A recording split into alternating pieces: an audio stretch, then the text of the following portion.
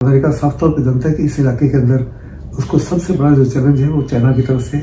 China की दादागिरी बड़ी ज़बरदस्त है। चाइना जो है पूरे 9 डैश लाइन तक, जो हैरान से तकरीबन 1200 किलोमीटर नीचे तक पूरे पानी को कब्जा करना चाहती है, पूरा एयर स्पेस करना चाहती है, टोल लगाना चाहती है कि जो भी शिपिंग वहाँ से जाएगी।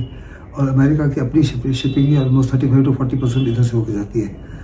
तो अमेरिका जानता है कि 10,000 किलोमीटर दूर है ताइवान अमेरिका से।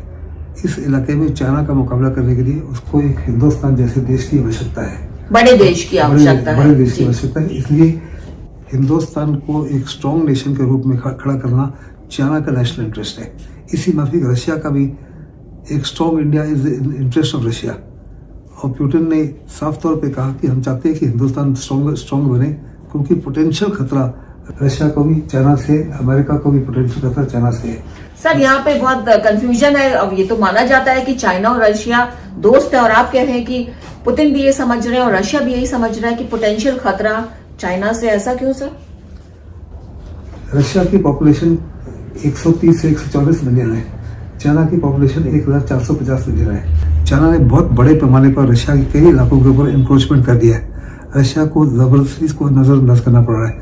फिर चाइना कह रहा है कि जो रशिया का केवल और केवल एक ही वार्म वाटर पोर्ट है व्लादिवोस्टॉक, कि 2049 तक उसको ऑक्यूपाई कर देगा। रशिया साफ तौर पे जानता है कि उसका सबसे बड़ा दुश्मन पोटेंशियल जो है वो चाइना है। खतरा उसको चाइना से है, अमेरिका से खतरा नहीं है, हिंदुस्तान से खतरा नहीं है, यूरोप से खतरा नहीं है।